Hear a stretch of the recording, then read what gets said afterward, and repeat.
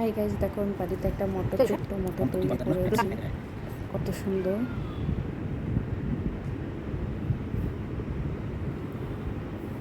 কত সুন্দর মোটরটা হয়েছে দেখো।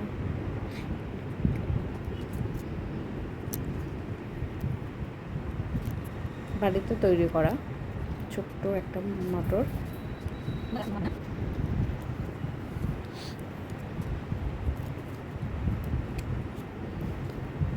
দেখো এটাকে বাঁধছি, মোটরটাকে একটা কাঠের আর সোলার এতে নিয়ে বেঁধে দিয়েছি।